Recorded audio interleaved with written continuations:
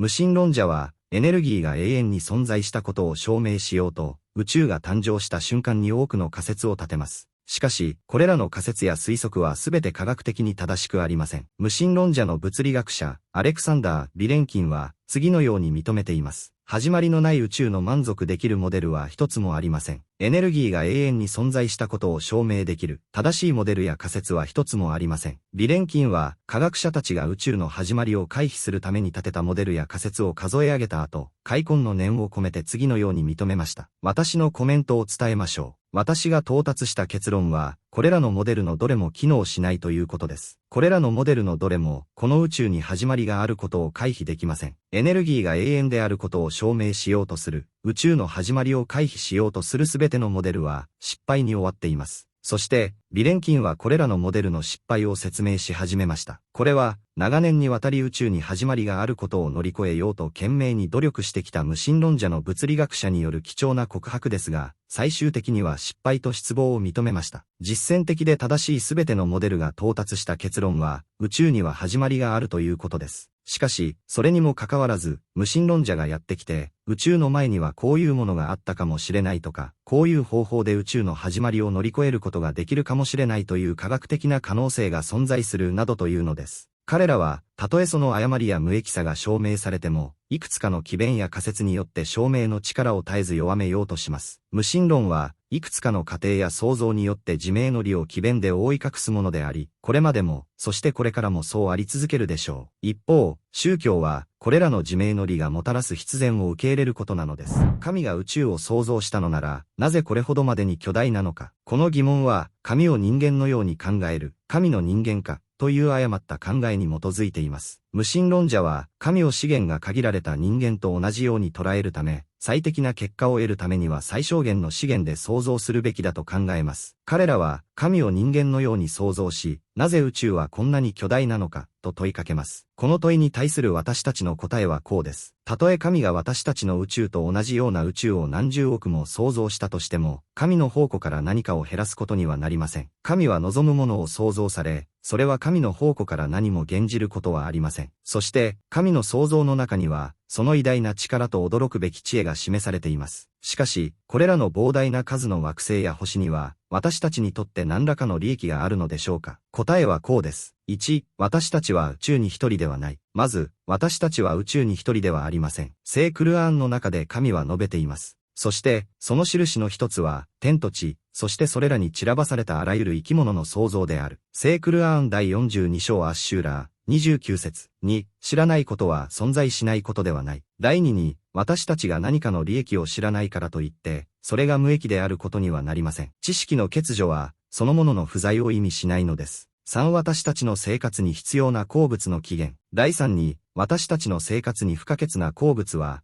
巨大な超新星や巨大な恒星の炉の中でしか生成されなかったことが分かっています。あなたの肺に酸素を運ぶ鉄のような、私たちの生活を支えるすべての鉱物は、私たちから非常に遠く離れた巨大な星の内部でしか形成されませんでした。4、宇宙全体の完成の力。第4に、私たちが享受している完成、イナーチアは、宇宙全体の質量の結果であることが最近明らかになりました。完成とはどういう意味でしょうか。もしあなたが車に乗っていて、突然車が止まったらどうなりますか。あなたは前に投げ出されますね。これが完成です。もし私たちの世界の完成が今よりも弱かったら、わずかな風で岩が動いてしまうでしょう。そのような世界では、私たちは常にあらゆる種類のものの攻撃にさらされることになります。逆に、もし完成が今よりも強かったら、私たちは指を動かすことさえできなくなるでしょう。そして、完成の力は質量に依存します。物理学者たちを驚かせたのは、太陽系を含む天の川銀河の質量が、完成の調節にわずか100万分の 0.1% しか寄与していないことです。そして、地球の質量は、わずか100万分の 0.001% しか寄与していません。私たちがその恩恵を享受し、あらゆる活動を行っているこの完璧な完成は、宇宙全体のエネルギーの総和の結果なのです。聖クルアーンの中で唯一なる神は述べています。そして、我々は天と地、そしてその間にあるものを無駄に創造しなかった。それは不信仰な者たちの考えである。不信仰な者たちには、過獄からの災いがある。聖クルアーン第38章サード、27節。科学が広がるにつれて、創造の知恵と精巧さがより明らかになります。なぜ人間は、この巨大な宇宙の中心にいるのか。この疑問は、神の人間か、という誤った前提に基づいています。無神論者は、神を人間のように考えるため、人間が資源の制約を受けるように、神も最小限の資源で最大の成果を上げると想像します。彼らは、神を人間のように捉え、宇宙がこれほど巨大である理由を問います。この問いに対する私たちの答えはこうです。神が私たちの宇宙と同じような宇宙を何十億も創造したとしても、それは神の宝庫から何も減じることはありません。神は望むものを望むように創造され、その創造の中に、神の偉大な力と驚くべき知恵が示されています。しかし、なぜこの巨大な宇宙の中心に、これほど小さな人間がいるのでしょうか。1、倫理と価値観はサイズとは無関係。この問いは、サイズが重要であるという誤った仮定に基づいています。倫理には物質的なサイズはありませんが、最も偉大な人々と最も卑劣な人々を区別する最大の基準となります。一人の子供を救うことは、地球のすべての山よりも価値があります。そうではありませんか。つまり、サイズは基準ではないのです。この点を理解するために、次のような例を考えてみましょう。ある王様が、